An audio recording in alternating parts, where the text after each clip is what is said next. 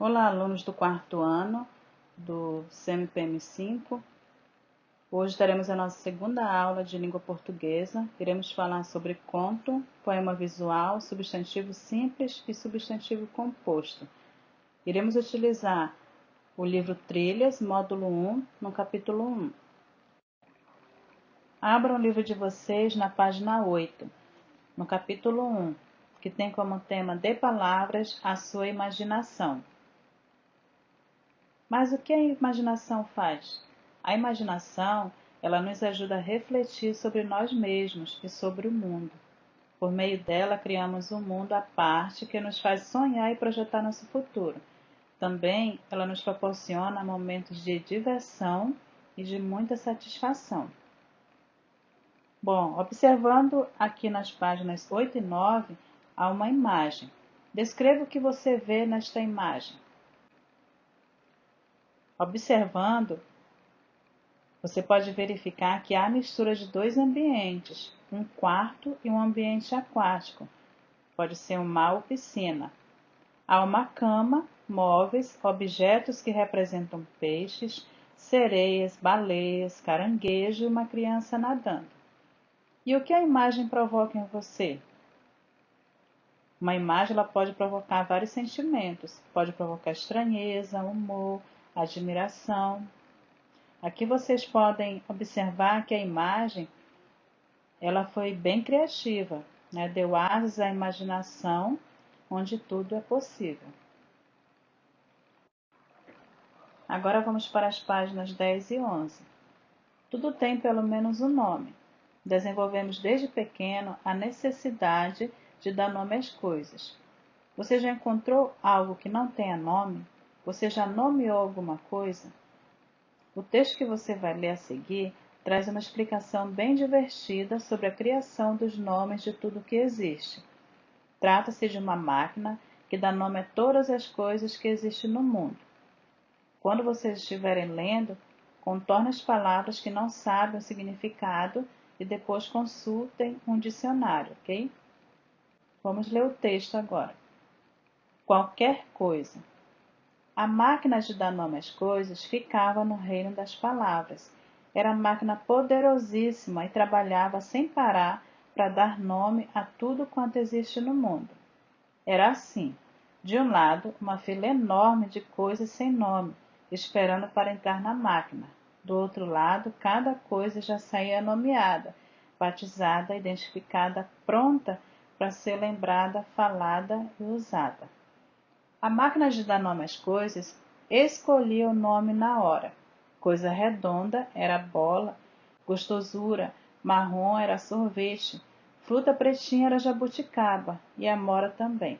Coisa gelada e colorida era sorvete, bichinho, pisca-pisca era pirilampo ou vagalume e assim por diante.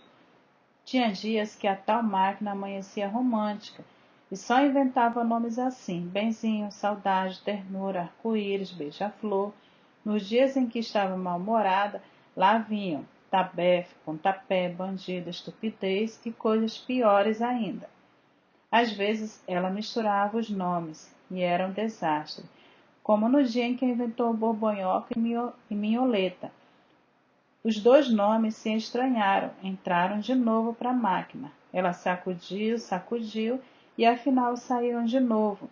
Um procurou logo um buraco na terra para se esconder e o outro saiu voando todo apressado, como convém a uma minhoca e a uma borboleta. Bom, vocês puderam observar, né, que esse texto ele é ficcional, pois ele se trata de algo referente à imaginação. Ele é um conto. E podemos ver que dar nome às coisas é importante, pois sem isso não conseguiríamos nos comunicar de maneira satisfatória. Marina Quintanilha Martinez foi a responsável pelo texto que nós acabamos de ler. Uma professora e escritora, Marina Martinez nasceu no Rio de Janeiro em 1935. Em sua carreira, publicou diversos livros infantos juvenis, entre eles Casa de Vó é Sempre Domingo, Do Tamanho do Mundo e Por uma Questão de Saudade. Promoveu também projetos de divulgação da leitura por todo o Brasil, ajudando a fundar várias bibliotecas comunitárias em diversas cidades brasileiras. Aqui na página 12, vocês irão fazer as atividades, que é a interpretação oral, interpretação escrita do texto que nós lemos, e terá continuidade também na página 13. Na questão 3, da página 13, bem em cima, está falando o seguinte: invente uma palavra maluca como borbonhoca e minholeta, que foram as palavras que nós lemos no texto.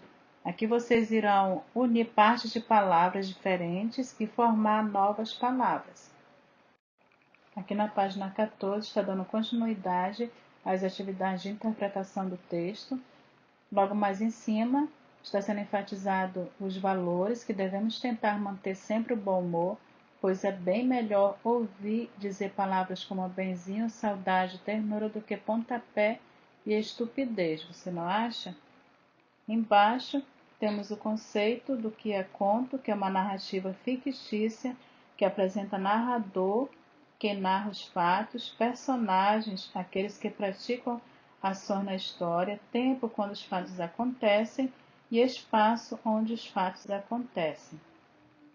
Nos contos, há poucos personagens. Além disso, o tempo e o espaço nem sempre são especificados.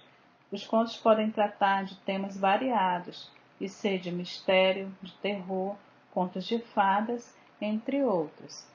O conto ele é um gênero caracterizado por ser uma narrativa literária curta, tendo começo, meio e fim da história narrados de maneira breve, porém o suficiente para contar a história completa.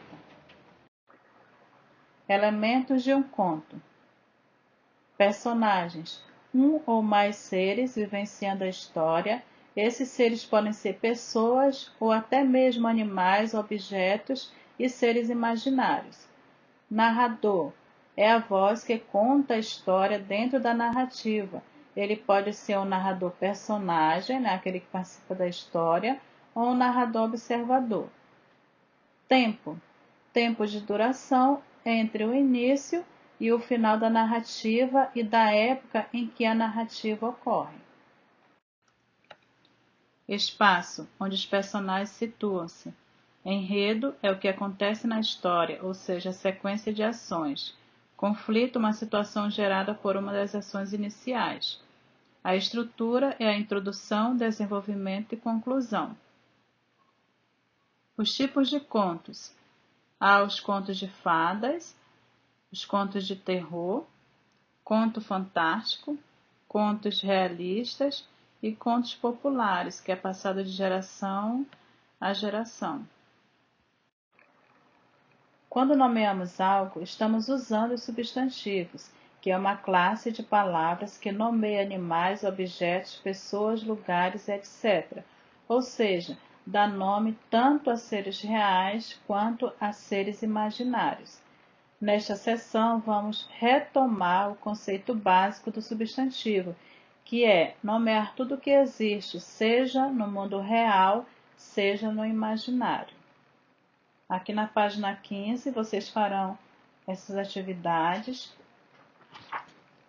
Na página 16, também, logo em cima, o conceito, né, os substantivos são usados para nomear, e vocês irão completar corretamente com as palavras que estão faltando aí.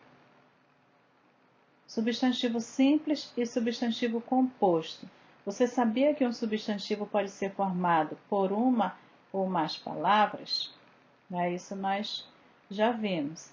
É essa a característica do substantivo que você vai ver agora. Aí vocês vão também, né, fazer essas atividades, ler o texto e responder as questões propostas aí nesta página. Na página anterior, você viu um substantivo formado por apenas uma palavra e outro formado por duas palavras. Os substantivos formados por apenas uma palavra são chamados substantivos simples, como pássaro. Os formados por mais de uma palavra são chamados substantivos compostos, como beija-flor. Veja como os substantivos do quadro abaixo são formados: sobremesa, é sobre mais mesa, passa tempo, passa mais tempo. Os substantivos compostos podem ser formados com ou sem hífen. Note que esses substantivos são formados pela união de duas palavras, por isso são classificados como substantivos compostos, mesmo sem a presença do hífen. E mesmo sendo formado por duas palavras, refere-se a um único elemento. O substantivo guarda-chuva é formado por duas palavras, mas nomeia um único objeto. Respondo às atividades das páginas 17 e 18. Por meio das palavras, podemos criar textos como num passe de mágica. Alguns poetas brincam com as palavras e criam poemas que combinam palavras e formas. O poema abaixo é um poema visual. Nele, as palavras são distribuídas de maneira que formam uma imagem. Você já leu algum poema visual? À primeira vista, o poema abaixo lembra que objeto? Agora vamos ler o poema para descobrir os efeitos que ele cria. Tem pouco tempo, tem pouco tem. Tem pouco tempo, tem tempo, tem pouco tem pouco tempo. Observe o formato do poema visual e tente descobrir qual o objeto que ele forma. Qual mensagem o texto transmite? Aqui podemos observar que o texto verbal tem uma relação com o formato produzido. Como o texto está falando sobre o tempo, o mesmo está com o formato de uma ampulheta, que é um objeto que marca o tempo. A ampulheta, também conhecida como relógio de areia, é considerada um dos objetos mais antigos usados para medir a passagem do tempo. Ela é composta de dois compartimentos de vidro. Em um deles é colocado um pouco de areia fina que escorre lentamente do compartimento superior para o inferior, marcando um período de tempo. Léo Cunha, o autor do texto que nós lemos, mineiro de Bocaiúva, nasceu em 1966. Desde pequeno sempre gostou de escrever textos. Além de escritor, é professor universitário, jornalista e tradutor. Publicou seu primeiro livro em 1993 com o título Pela Estrada Fora. Atualmente já são mais de 50 livros publicados e alguns lhe renderam prêmios, entre eles Haikais para Filhos e Pais, Ninguém Me Entende Nessa Casa, Sorte Grande e A Menina e o Céu. Agora vocês deverão responder às atividades das páginas 20 e 21, que é a interpretação do poema lido da página anterior. Até a próxima aula!